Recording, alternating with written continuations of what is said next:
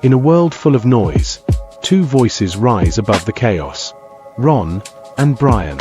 They speak truth. They stir thought. They accidentally help. News, nonsense, and necessary self-care. Join the cult of Ron and Brian. Because the work is so important.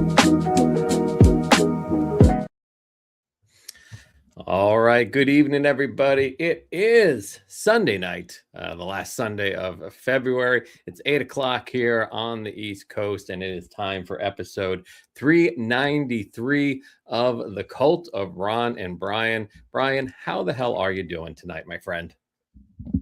I'm going to say this to you. I am a buzz. The energy just going. We are in the middle of a once a decade blizzard, nor'eastern cyclone bomb. Help me out here, Ron, because I'm forgetting the meteorological terminology for the snowstorm that is hitting the northeastern portion of the United States. The bomb cyclone. Should we go quickly to the Doppler 6900 Weather Center? I think we have to. How can we show people live from the Doppler 6900 Weather Center on the Ron and Brian podcast? I believe bomb cyclone might be the phrase that you're looking for. But yes, we are getting what they're saying is the first hurricane for the Northeast since 2016. And we are all eyes are on the Jersey Shore after the damage that was brought to it by Hurricane Sandy. Everybody needs to know, will the Jersey Shore be okay? Will Snooki have a place to go? What's going on with the situation? We're all concerned. You're asking all the right questions, Ryan. I think that's what makes you the meteorological wonder that you are. It's been snowing here probably for about 4 hours. I think we got about 2.5 inches so far. Johanna's saying this is the snow-a-cane. So I guess that's a good word as well. We'll take it. Billy going with, actually, it's Superstorm Sandy. Wasn't actually a hurricane by the time it hit New Jersey, Brian. Well, then if that's the case, then how can you explain all the damage that it wrecked in the state of New Jersey? I mean, if it's not even a hurricane, we know Jersey strong. Or what was Governor, the big tubby guy? Governor Christie. He came up with Jersey strong. If Jersey's not strong, then how could it be decimated by something that's not even a hurricane? That doesn't make sense to me. All right. Well, we'll get into the weather and many other things as we plow through this episode. But in the meantime, it is time for Drink of the Week. Drink of the Week. Na zdrowie. Salud. Drink of the Week. Pleasure. Pause. Drink of the Week. Drink of the Week. Drink of the Week. Brian, what are you drinking on this snowy Sunday evening? Ronald, you heathen. Week in, week out, you come here drinking your white trash beer from some small brewery in the Pennsylvania adjacent area. What am I drinking this week? Oh, I'm going classy, Ron. That's it. That's right. I'm going white wine wasted. You are, hold on, let me hold this up to you because I don't do this very often. This is the Franciscan Estate Sauvignon Blanc. I'll say it again. Sauvignon Blanc. Sauvignon. 2024. It's a crisp, vibrant California white wine that features a bright citrus forward flavor of grapefruit, lime zest, and green apple. It's complemented by hints of passion fruit and mineral notes. Kind of smells like feet. It offers a light-bodied, refreshing, and dry profile, making it ideal, a versatile pairing for podcasting, coming in at an ABV somewhere between 12.8 and 13.5. This is Franciscan Estate Sauvignon Blanc. You are fancy AF. Let us know how you like it. Although you've had a few glasses up to this point.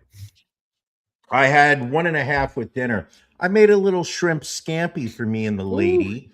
Very Tried nice. a new recipe. You ever try a recipe where you sit there afterwards and you're like, not my best work? Like Should have just stayed with the original recipe.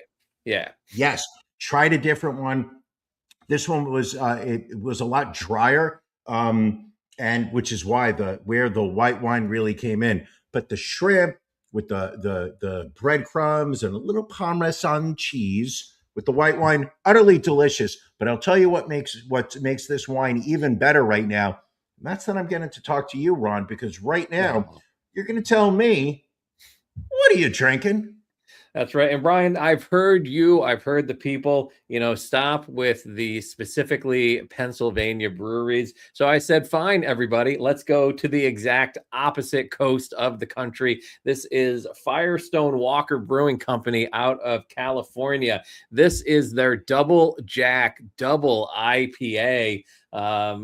Feeling IPA-ish tonight. This is clocking in at a meaty 9.5% ABV. So it's going to be a good after dark tonight, my friends. Let's have a sip. This has been in my my beer storage cellar for a while. Haven't had it, so we'll see how it is. Take a deep sip. Let it go for a second one. That's right. We're getting a sloppy Ron. Ron, walk me through. What is the flavor profile? I will say it's got that piney IPA taste. It's smooth, very smooth drinking, not overly carbonated, not overly hoppy. I'm giving this an 8.5 out of 10, Brian. It's fairly solid. An 8.5 out of 10. So what you're saying is it's almost like 4.25 out of 5. Almost, if you wanted to go that way. Don't tell me I don't solid know my math right off the bat, my friend. They don't pay me the big bucks around here for not bringing math skills. All right, well, let's keep it rolling. It's time for Beef of the Week.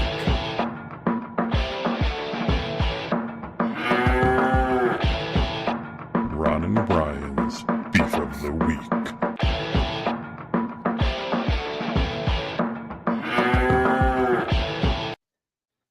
Brian, what's bothering you this week? Take a sip, sit down. You're in for a ride. You may be ready for a long story. My complaint this week is the staff at the Verizon store on Broadway, just south of Houston Street here in New York City. Well, I'm right now New York City adjacent. However, you know what I'm talking about. It's not all Verizon stores. It is this very specific Verizon store. And it's not even all staff at that store. It's the two young ladies that were working the customer service desk when I walked in on Friday afternoon. Okay. I will tell the story right now. So I recently learned that you can have two different phone lines operating on one phone if you have a more recent iPhone. Did not know this. Now, as something you and I have spoken about for years, I've always been a believer in having two phones, one for work, one for personal, drawing that line in the sand where all my personal conversations are taking place on a personal, all my work taking place on the work phone. The two worlds never collide. As the last, a year has gone by, I've gotten to the point where I said, I'm sick and tired of carrying phones. I want to carry one. And when I learned that you could have both phones, this is what I'm going to do. I'm going to transfer my personal line onto my company account, and I'm going to have both lines on one phone. The number of hours that this has taken to work, to happen, it has taken hours of work time. Finally, we got it to the point a week ago where they said, okay, but you got to go to a Verizon store to make it happen. So I went to the store, was there for probably about a half an hour. Staff was very helpful. And then suddenly they sat there and said to me, the transfer portal server is down. We're not going to be able to do this. Come back next week. All right. Fast forward a week. I come back on Friday. Walk in. Keep in mind, I'm already sweating. Yes, I'm on medication for sweating. Somehow still dripping wet. I walk in and I walk up to the two women that are sitting at the table and I explain to them, hey, I was here last week trying to convert this personal line to a business line. The server was down. The two women almost immediately, yeah, we can't help you. That's not something we do here. I'm like, are you sure? Because I was here last week. They're like, no, you got to call customer service. I was like, do I call customer service? Can you call customer? I'm thinking they have a different customer service. Sure, they can maybe provide a little help to you. These two ladies literally sat there like, no, you can call 611 on your phone. So I'm like, okay, they're not helping me whatsoever. So I get out of the way. I go sit down at a table, across the way from them, and I call the Verizon customer service and immediately get put on hold. And now I'm just kind of frustrated because I'm like, this is a shitty, setup that they've got here. So then I remembered that I had an email chain with the store manager, Mohammed. By the way, fan of Mohammed, not the prophet, but not that I'm not a fan of the prophet. Ooh, we don't want problems. Watch your words there. Watch your phrasing, Brian. Inshallah, love Muhammad. However, the store manager at the store, Muhammad, he was good. So I sit there. I'm like, oh, wait a second. I had Muhammad. So you know what? I lean over towards them and I say to the two young ladies, "Excuse me, is Muhammad working today?" And they both look at me kind of quizzically and go, "Yeah." You know me. When I know that I need when I am looking for somebody to make my life easier, I'm not going to be rude. I'm not going to be aggressive. My big fear is that they're going to spit in my food or somehow spite me. So I'm going to sit. So I do not pick a fight right now, because I could have said, "Can you go look for him?" But no. So they just sat there. They were like, "Yeah," and then they turned around and continued their conversation.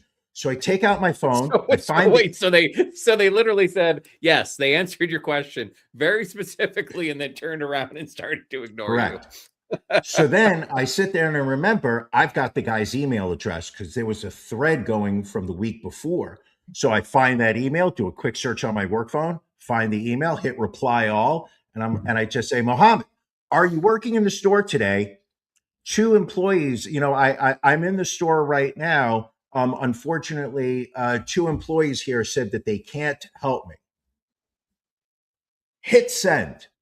About a minute or so after I hit send, one of the women at the front desk turn around and they walk into the back. My theory is that they sat there and one of them was just like, "We better go check with Muhammad in case, we better actually do something here."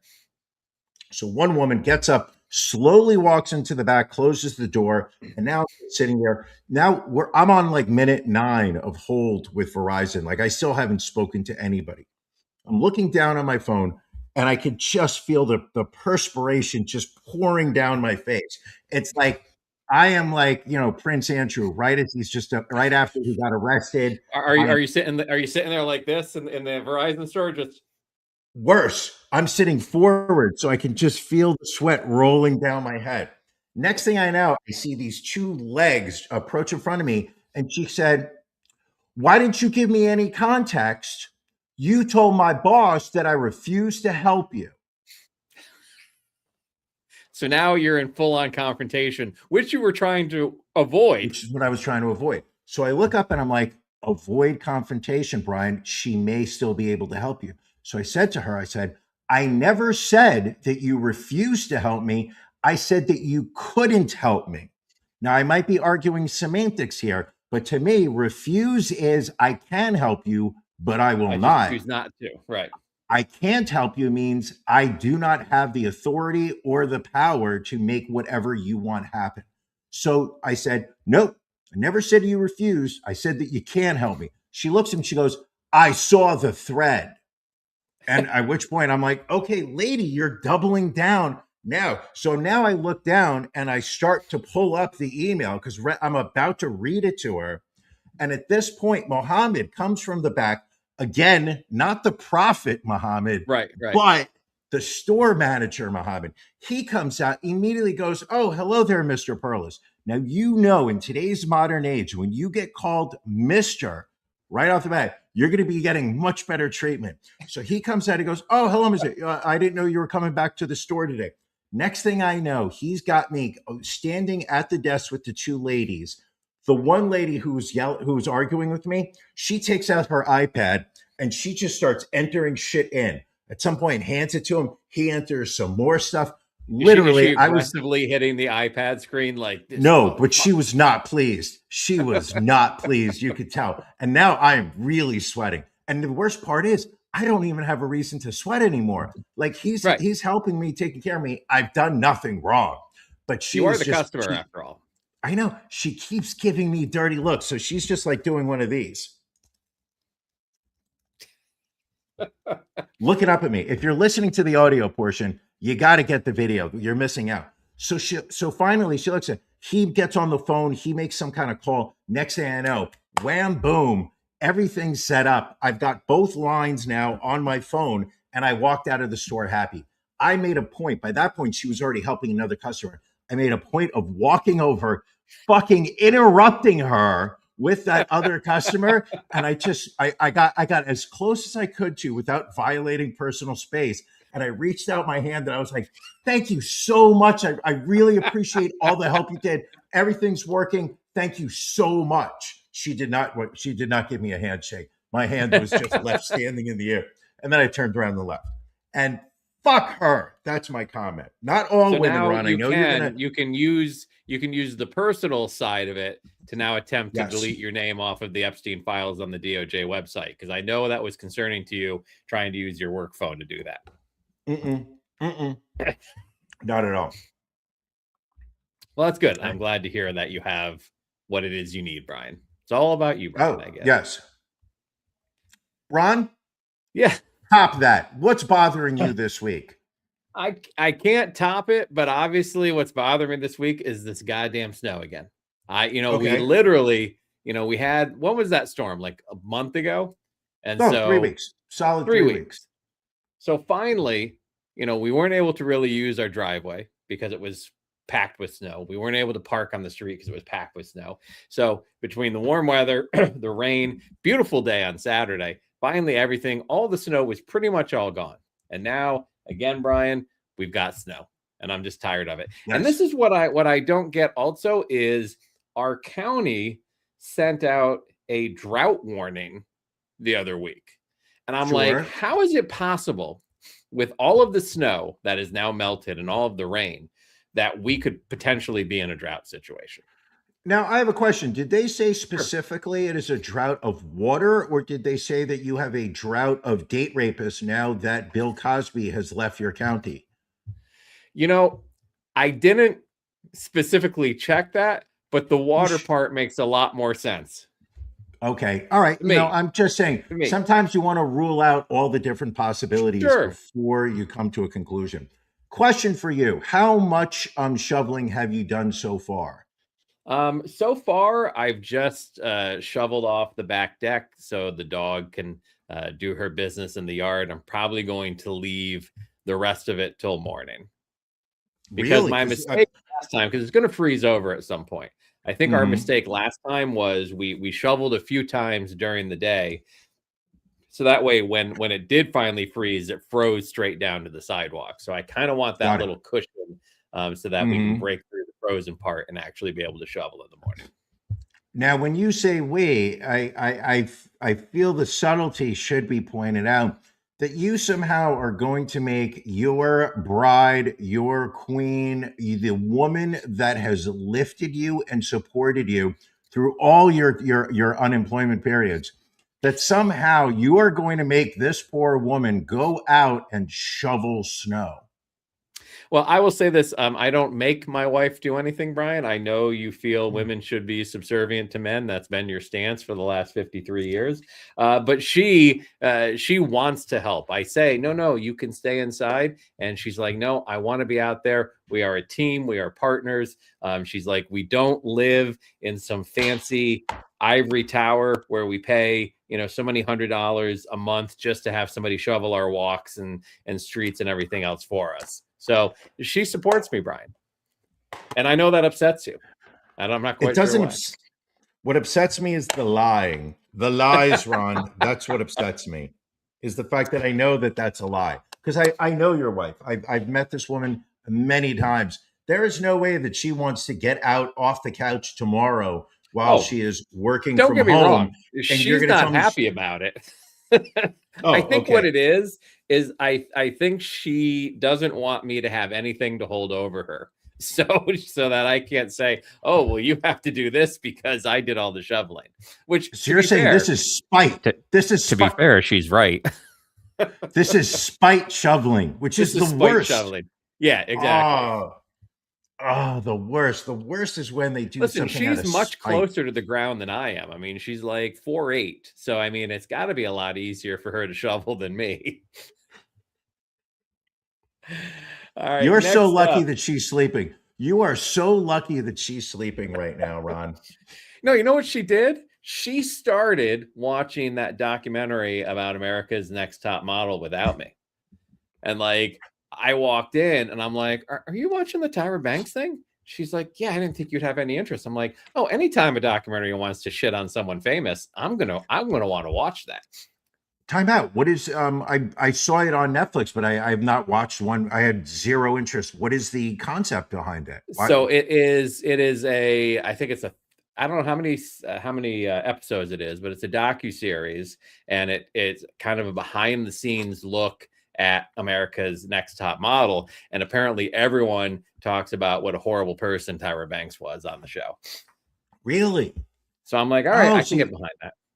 When I saw it was behind the scenes, I thought it was just going to be like, you thought it was this feel good, Yeah. Apparently not. So I thought that at first too. And then when I started reading about it, I'm like, oh, well, this sounds messy. This is right up our alleyway. You do love a messy documentary. I'm a messy bitch. What can I tell you? I know. Brian, we've got our stories of the week. We want to make sure we get to them before it gets too late. We've already spent 22 minutes just on our first two bits. The episode's already off the rails. Brian, what is your story of the week this week? Ron, do you have a photo of Wesley Dingus that you can put up? I do. What a coincidence. Ladies and gentlemen, if you're listening to the podcast, you're missing out here. What we are looking at right now is the 6'2.5" photo of Mr. Wesley Dingus, who is the mayor of a small town in Butler, Ohio.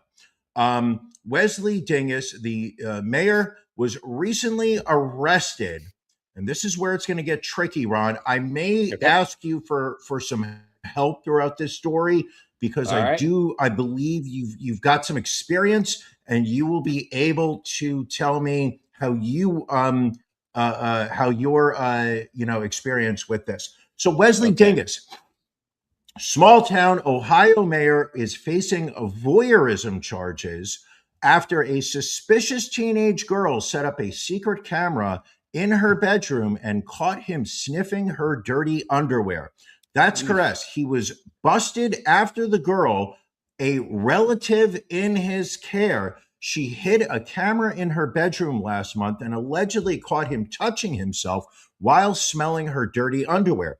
Police received the creepy footage. They visited the girl at her high school the following day. She told them that she had suspicions that Mr. Dingus was smelling her underwear. That's why she set up the camera. She shared the footage. Next thing I know, Mr. Dingus, the 48-year-old mayor, is being arrested. Now, apparently, she left her home around 7 a.m. on January 13th and got a notification of motion detected in her bedroom simply 15 minutes later. Mr. Dingus does not wait. When she checked the footage, she saw Dingus entering the room, allegedly smelling her undergarments.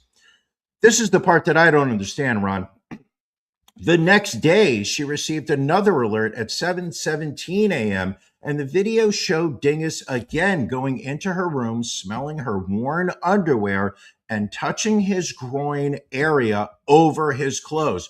Ron, you were arrested when we were in college for a very similar crime. Now, if I remember, the similarities between you and Mr. Dingus and this incident are so strong. If I remember, you had your hand underneath your underwear while you were sniffing the young ladies. Anyway, I'm just kidding, Ron. You've never been arrested for this. Wink, wink. Check the Epstein files. Dingus, who was out on bond awaiting trial on separate felony charges, declined to speak to investigators. Now, Ron, you're asking what charges was he recently arrested for? I And would the love to know. answer is that he was arrested in July 2025 when he spotted a man trying to flee police and ran the suspect over with his car to stop him from escaping. He pleaded at the time not guilty in connection to that incident, and the man involved was expected to fully recover from his injuries. So the lesson here, people, is if you're going to smell the undergarments of an underage girl who is a relative in your care, don't do it in her bedroom. Go into your room to do it. It's clearly you need a place where you've got some privacy. I just, my only question is in regards to the shirt he's wearing in this mugshot. I can't Sure. tell if it is issued by the jail or if it's something that he was wearing when he was arrested. But the fact that it is buttoned up and the stripes don't line up is infuriating to me. The crime, infuriating enough. Number two, right below the heinous crime, is the fashion crime he appears to be committing in this photo as well. Ron, this is what happens when jails order their garments from Temu. This is a clear Temu product that was ordered. They're probably paid about $2.49 for this, free shipping, and they handed it out. You're absolutely correct. The lines don't match. But more importantly, I believe he might be Republican. Ron, what's your story of the week? So my story of the week, Brian, I am a proud member of the hotel industry. And I saw this TikTok prior to the article coming out. And it takes a lot to shock me to see what guests do in rooms. There was that guy a couple years ago that was going into hotel rooms and fixing meals in his bathroom sink and all that. That went viral.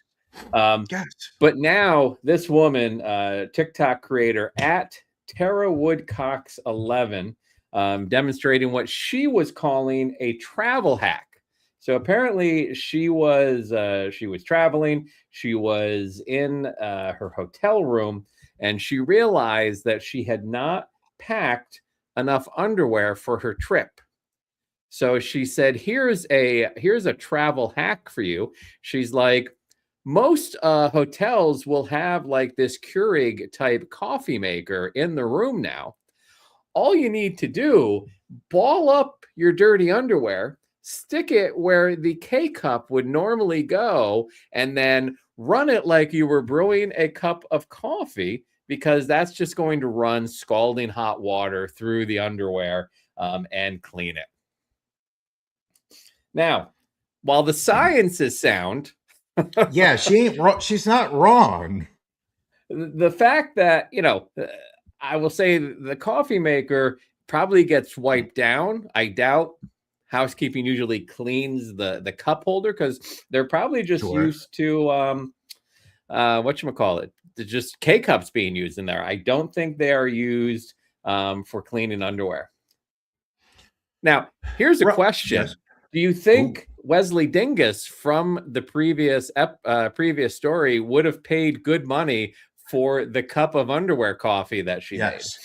He would have drank it. The question here, Ron, is what's more infuriating to you?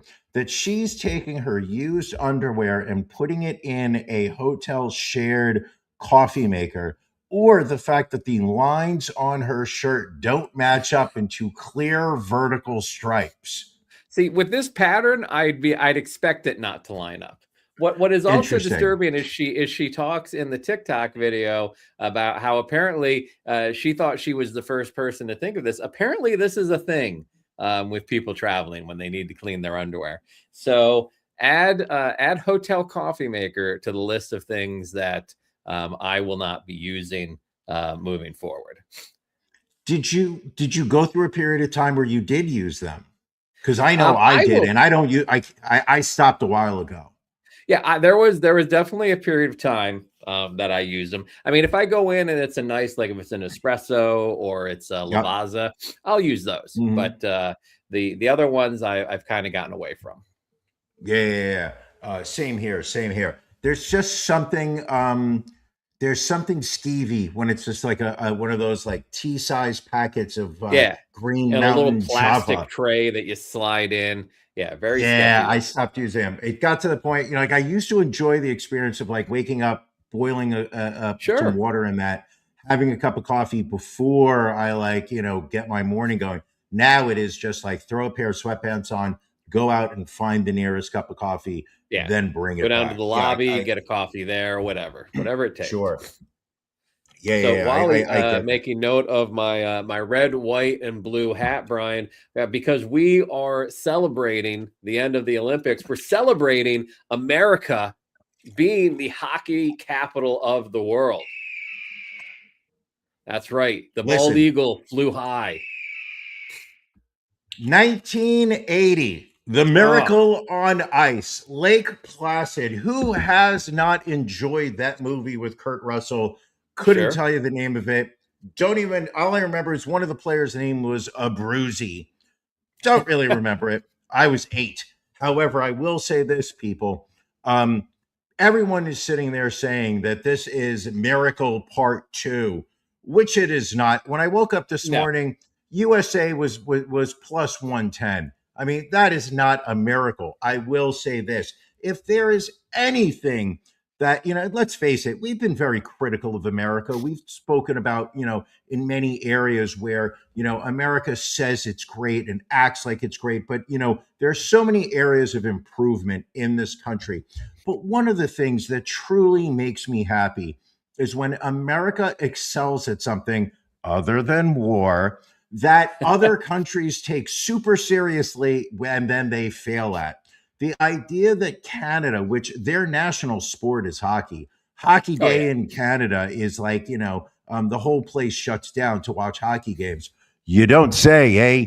But the very fact that they get to the gold medal game and USA wins it in overtime, heartbreaking loss, which is only magnified by the women's team destroying Canada just 48 hours earlier on Same way, winning Friday, in overtime as well. and we still beat it. USA, Iran, hak, two.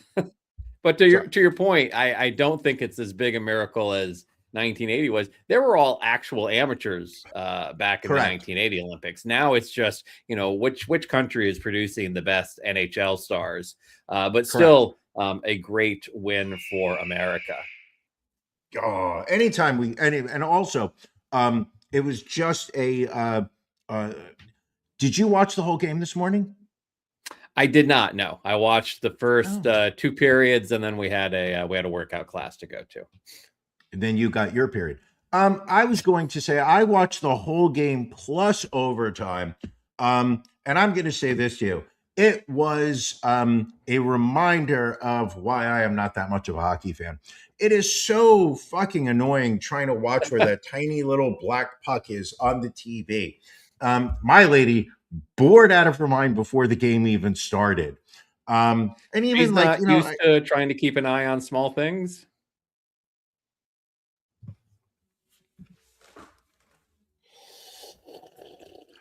you're an asshole. Come on, you set these things up for me. It's like fucking T-ball some nights that you set it up there. Yeah, but the problem is I don't realize that I'm setting you up, and that's the problem. Which is beautiful. It's beautiful. Really I bothers remember me. the glowing puck from the Really? 90s. That was even more annoying. I know. I said it to my lady. It was at some point during the game. I was just like, they've tried to figure out some kind of technology to highlight where the puck is, but people found that even more annoying than trying to figure out where the puck is. I'm thinking a bigger field, where and fewer players. It's too jammed. Maybe let's go 4-on-4 the whole time.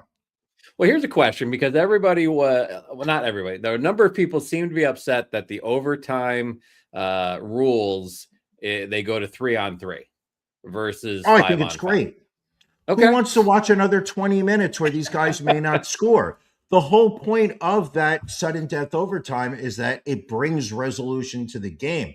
These players have already played 3 full periods of hockey.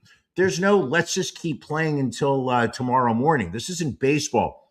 Baseball, and let's be honest, when they introduced that ghost runner on second base, I wanted to go out there and just drag that guy off the base path myself. But the idea that even football has made it easier in overtime, Right. I see nothing wrong with it. You've already watched the full game. I actually preferred it with 3-on-3.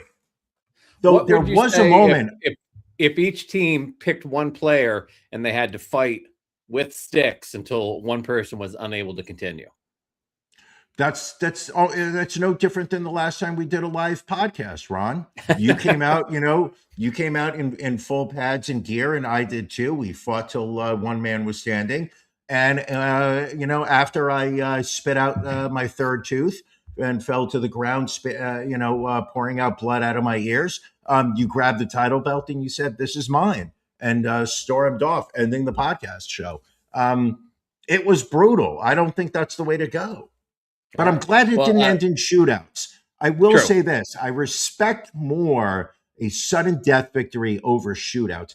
I think shootouts is an abomination. I would agree with you. And apparently it would not have gone to shootouts. Apparently they've taken that out of the Olympics. Yeah. They literally would have just had continuing overtime periods until somebody scored. To me, what I would do, and I don't know, it starts off 5-on-5 for the first 3 periods.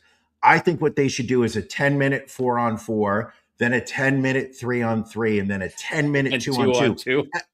At some point, and then eventually it's just goalies going at each other. How awesome would that be? Oh, that'd be fantastic. Awesome you know would what? That be? That's genius. I'm not going to lie. That's genius. And if nobody scores, then the goalies fight it out at the center rink. I think I like your idea better. I like your idea much better. People were also like freaking out over the 8 to 10 a.m. Puck drop time. Now, obviously, there's a bit of a time difference between, Milan and here, but also they needed to get the game in because of the closing ceremony that started in the afternoon. So do you think it would have been better for a Saturday night game to be able to play it in more close to prime time? Once again, what you are sitting there saying is that the United States Eastern time zone needs to be catered to by the entire globe. What about the people in Nigeria that were watching the game? What about the people in Thailand that were watching the game? Why was Nigeria or Thailand in the final? That's not the point. The point is are you arguing you had 2 countries in the final in this time zone? But nobody complained when like the men's Super G slalom took place at 8 a.m. and the U.S. won. I'm assuming they won. But the point is just the fact that like there's no reason why they should change the times. The games are taking place in Italy. So that it should be, in my opinion, there should be time for the Italian market, the Italian crowd. And if Americans or Canadians wanted to watch it at a later time, they should have gone to the game. They should have flown to Italy. But if you're going to be lazy and sleep in your house and wake up, then maybe at 5 a.m. on the West Coast, that's when the game is. So if somebody doesn't want to pay an overpriced flight to stay in an overpriced hotel room, to pay overpriced ticket prices, they're lazy, according to you. Ron, as somebody who refuses to leave the continental United States, I would imagine that would be your perspective. But as a global citizen like myself, with multiple countries stamped on my passport, I want you to understand something. Getting on that plane and flying over the Atlantic is not the earth-shattering, life-changing event that you make it seem. It can be done. It can be done easily. And you know what? It reminds you. Sure, very easy. For those people out there trying to decide whether they pay rent, whether they pay utilities, whether they pay for groceries, yeah, they should just hop on a transatlantic flight to go watch a hockey. So what you're then saying is that the Olympics in Italy should change the time that a game is played for Americans. I was just passing along what I've been told, what I've been hearing from people. Poor lazy Americans, they should be catered to. Enough. Now, No. Canada, they did it right. Ontario Premier Doug Ford announced on Friday that bars and restaurants in that province were allowed to serve alcohol as early as 6 a.m. Ahead of the start of the gold medal match. I know we did have one brewery close by here that started serving, I think, at 7:30. Don't know if they got permission for that or not, but don't think they really cared. I'm surprised you didn't go.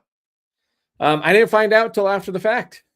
Oh, really? Would you have gone if it's like Cheshire Brewing?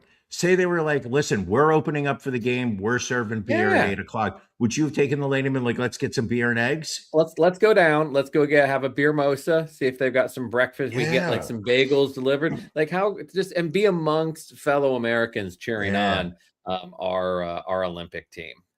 Yeah, that would have. See, to me, that would have been nice. New Jersey. Unfortunately, New Jersey did not open bars earlier. I was stuck at home. I was drinking high caliber coffee. Is that the name of the coffee company, or are you just calling it high caliber? No, it was the bag of coffee I stole from Whole Foods about 2 weeks ago after I went out drinking on a Friday and stopped off at Whole Foods and rang up maybe half the items I walked out with. Nice. Not everything was great in the hockey world this week, Brian. We did have yet another mass shooting out in Rhode Island. A man by the name of Robert Dorgan, who also identified as Roberta Esposito, opened fire at the Pawtucket ice rink where his son was playing on Monday afternoon. This was after he had threatened to go, quote, berserk in a trans right rant just a day before he killed 2 family members and injured 3 others. Here is a photo of him, her. I don't know what his, not seeing pronouns here. Ron, but Ron, time out, because this is bad. You're reading from the New York Post, which has a established agenda against the trans community. They are intentionally referring to this person as a he, and they are dead naming this person. Ironically, the person is dead, but they are dead naming this person because they are hateful to the trans community. This person is a she. This person identifies as a woman. This person had a full top and bottom surgery to become a woman, maybe not biologically born as a woman, but this woman was a woman. And the very fact that you are dead naming and referring here, even Guy Bannister below, pointing out that you're referring as the use of pronouns here. Wow, everybody is offended, Ron. This will be remembered. Marty, the moderator, please write down that right now, mark this moment next year for the debate when Ron was dead naming and using incorrect pronouns. Anyway, the 2 fatalities in the shooting include the mother of the shooter's hockey player's son and that son's sibling, and then 3 other individuals were injured as well. By the way, Ron, before we move on from the story, I would like to point out the masterful transition that you had going from the U.S. hockey team to this story. Like, there is no connection there, but somehow you made it by saying that not all was good in the hockey world this week. Amazing work. Amazing work. There is a reason that I have been the champion of this podcast and will continue to be a champion of this podcast moving forward. Absolutely. And I just feel like there's a reason why you're champion. And it's not because you have robbed me of my rightful honor. How did I do that exactly? Explain that to me. The entire world knew that the Seahawks were going to cover. There was never a doubt. Never a doubt. Well, go cry about it somewhere. Unfortunately, this was not the only family-related shooting this week. A troubled dance mom from Utah who was embroiled in a custody battle with her ex-husband killed her cheerleader daughter in a Las Vegas hotel room and then turned the gun on herself in a tragic murder-suicide. We have a photo of the mom and daughter. Addie Smith, age 11, was found shot dead alongside her mother, Tanya McGeehan, at the Rio Hotel and Casino on Sunday. They were found after they failed to show up for a cheer competition. Incredibly sad story. Incredibly sad. Now, I'm not saying I can relate to the one. I'm just saying that if I was dragged to Las Vegas for a cheer competition, I also think I might want to shoot myself in the face. I mean, I think if you're staying at the Rio, most definitely. Used to have the most wonderful seafood buffet at the Rio. Really? Yes. The only time, my only experience at the Rio was I went to go see who are the magicians? Penn and Teller. I went to go see Penn and Teller. That was the only reason to go to the Rio, because it was off the strip and a pretty decent hike, if I remember correctly. So I remember I went to the Rio and I saw them. It seemed like it was kind of like a hip chic place at the time, but the fact that it was off the strip automatically was going to kill the vibe long range, and it really did. From what I've seen of videos lately, that place is a ghost town of late, which is probably why this woman was depressed and killed herself and her kid. Ron, you've never killed anybody in Vegas, have you? Not in Vegas, no. Okay, just making sure. Just a terrible story. Really sad. Yes. I never understood sad stories. Ooh, let's keep going. I love more sad stories. Bring on. So we have celebrity obituaries. We had a lot this week, Brian. We said goodbye to a lot of people. This first one, very sad. Minnesota Vikings player Rondale Moore, dead at the age of 26 from a suspected self-inflicted gunshot wound. He was a high draft pick. He was drafted in the second round of the 2021 NFL draft. Has issues with injuries over the years. He played for Arizona initially. He was traded to Atlanta and then picked up by the Vikings. So very sad to see people struggling with mental health, especially at that young of an age. We also had next up Eric Dane, Grey's Anatomy and Euphoria star, dead at the age of 53 from ALS. Very quick onset of this disease. He came out with his diagnosis in 2024. Typically, the lifespan of people after they are diagnosed is 5 to 7 years, but he obviously went much quicker than that. Did you watch his last words documentary on Netflix? Ron, I've never seen an episode of Euphoria. I've never seen an episode of Grey's Anatomy.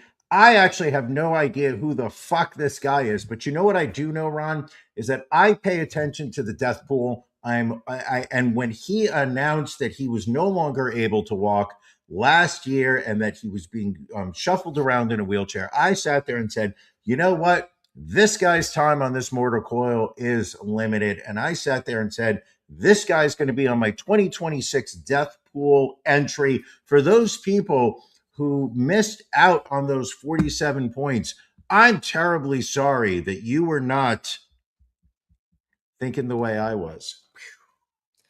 All right, Ron, did you watch his show? I didn't watch any of his shows, but I did catch the Last Words documentary. It was very, very moving, very touching to hear someone speaking, doing an interview which he knows is not going to air until after he passes. Question: at any point did the audio echo incessantly while he said that he was the luckiest man on the face of the earth? That did not happen, no. Missed opportunity on his part. What else do we got, Ron? Next up, Tom Noonan, legendary character actor, passing away at the age of 74. He was in RoboCop 2, Last Action Hero, The Monster Squad, did some off-Broadway and Broadway plays, passing away. Cause of death not revealed as of yet, and no one had him in the death pool. Can I tell you the story of when I met him? I would love to hear the story of when you met him. It's a brief story. I don't remember it incredibly well, but I remember certain aspects of it. My dad and I were coming home from a Yankee game. So we're on the 4-5 train get on at 161st. I'm taking it down to 14th Street. My dad's taking it down to 42nd Street. So we're on the Lexington Avenue line subway. This guy gets on at 86th Street, sits down. So he sits down on the other side of my father. So it's me, my father, and then this guy sits down. So the train exits 86th Street, and I'm sitting there, and I recognize him immediately. Now, the one movie that he was in that you didn't mention that is my connection with him is Manhunter. Manhunter, I think is called. Oh, yeah. Yes. The very first Hannibal Lecter movie portrayal done by Brian Cox, which I will go on record to say I think is more chilling than Anthony Hopkins' Lecter. Anyway, that's my answer. I think Manhunter is the name of the movie. Manhunter, yes, you're correct.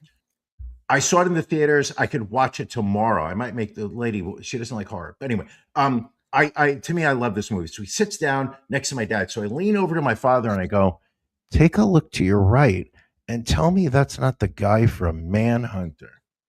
So my dad turns over, looks at me, face lights up, and he's like, keep in mind, this is maybe like 15 years ago. Like, so my dad's already advanced somewhat. This guy looked a lot older than he did in the.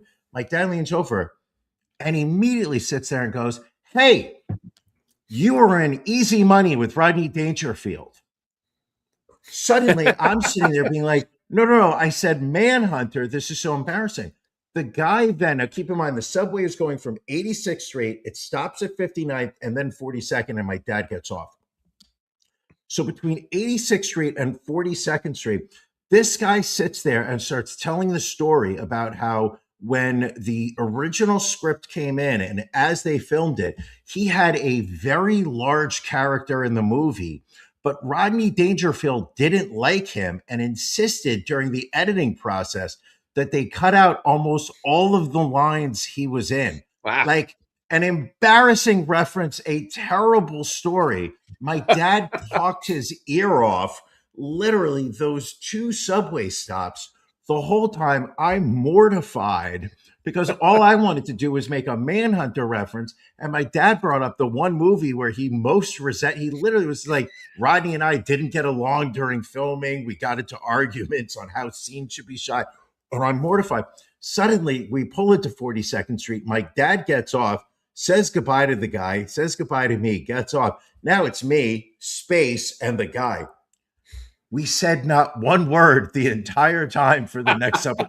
I couldn't wrap enough words because all I wanted to do was apologize. All I wanted to do was sit there and bring up Manhunter, but I couldn't because he looked so bummed out at that moment that I'm surprised you didn't get off the train with your dad just to get on another train that did not have Tom Noonan on it.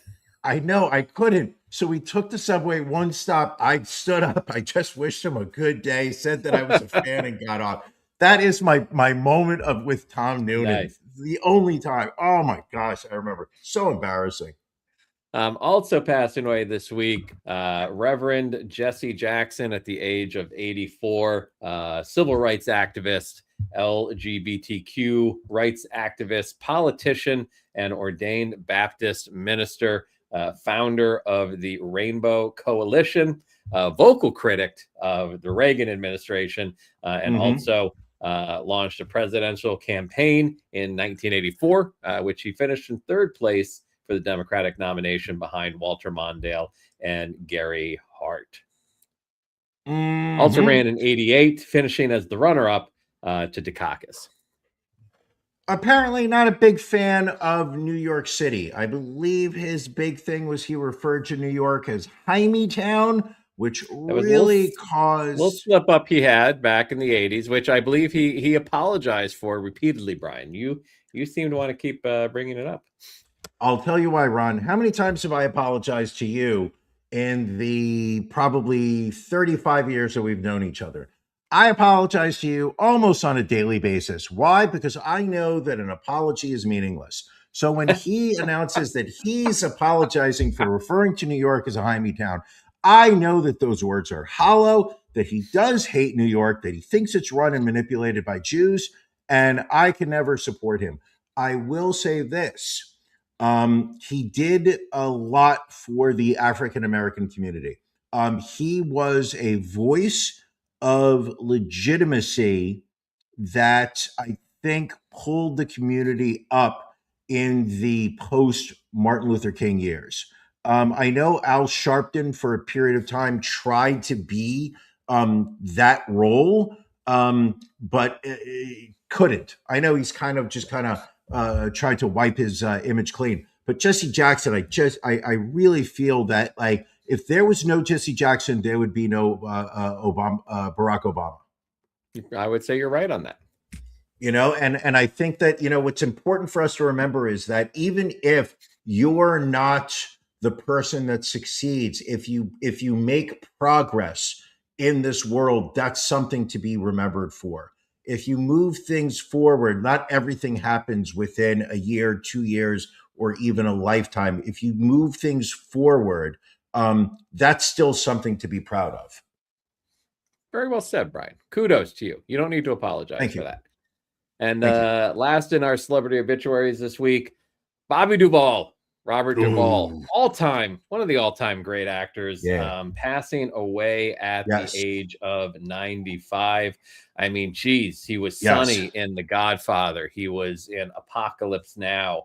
I mean, even the bad roles he played were good. Sure. Like he was one of those actors that just anything that he did well. Boo Radley in To Kill a Mockingbird, did Broadway plays. I mean, what was your favorite Bobby Duvall role? Probably Godfather. I mean, I just saw him so many times in that role. I know a lot of people are pointing to Apocalypse Now. I think he's got that big line. Love the smell of napalm in the morning. Yep. But I gotta say his role as Tommy Hayden in The Godfather, just because I watched that movie so many times. And what I always connected with him, and I guess it kind of speaks to like me, myself, and the role I play in, the lives of the people around me, was like he was the voice of reason. He was the voice of caution. He was not, he was not a violent, aggressive man while being surrounded by the mob. He was the strategic thinker. And then ultimately, I had to acknowledge that his time had passed. I believe that was Godfather 2. But absolutely, his role in Godfather was really what grabbed me. See, I'm one of those ones that I love him in Apocalypse Now.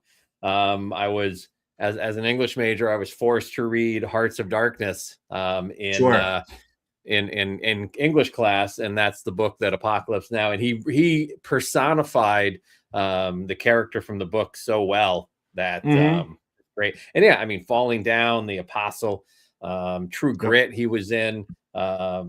Falling Down is a great one. Falling Down is a great one. Not just from a movie perspective, but Duvall was great in Falling Down. Yeah, I forgot about that. Yeah, you're absolutely correct. He was a great actor, just a great actor. Was. So we'll miss him. And it's just a sad, I know we like to do these celebrity obits at the end of the show, but it's also, I just think it's a healthy reminder, week in and week out, that this isn't a permanent existence. We are here for a finite period of time, and it is just a reminder of how important it is to enjoy the time that you're here. That nothing lasts forever, that these people who have, contributed so much to our lives, and keep in mind that Minnesota Vikings guy probably cost me a parlay at some point before he killed himself. But the very fact that we are not here forever, you can shake your head, Ron. I remember that parlay you set up. You said that he was going to have 35 receiving points. He only had 32. Cost me that if I remember that was a 6-leg parlay plus 1,800. He cost me that. But it's just the fact that life is short. Enjoy it while you can. And not only that, but it's just also remember it's it's not necessarily it's not a tragedy when you pass. It is an expected reality. So try and contribute. And if you're not going to be famous, you're not making movies or music, but just contribute to the lives of the people around you. Ooh, suddenly I'm going to tell you something. being white wine drunk. This might be a new thing for me. I feel like I'm dropping some knowledge this week. Will be yelled at as soon as I leave this room at the end of the show because I feel like I'm talking too loud. I'm actually a little surprised she has not come in and asked you to shut up. But speaking of the death pool, kudos to you. After a tumultuous first couple months here, you are now sitting on top of the death pool standings with 152 points, followed closely by defending champ and Hall of Famer Andrew H. with 137, and then William Esquire rounding out the top three with 99 points. A very active, I mean, we have not had this kind of early year production in the death pool since its origination. So I'm excited to see how the rest of the year plays out. Of course.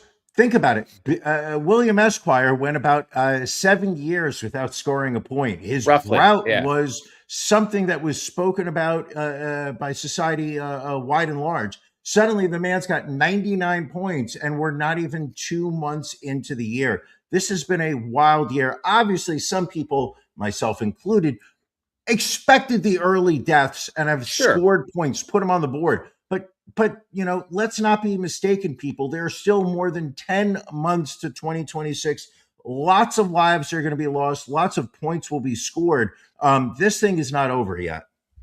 All right, let's get one more story in before we wrap up. And I think we both agreed this story was particularly egregious. It's a woman who was arrested at the airport in Las Vegas and accused of abandoning her 2-year-old golden doodle at the JetBlue ticket counter because she did not have the proper paperwork to take the dog on the flight.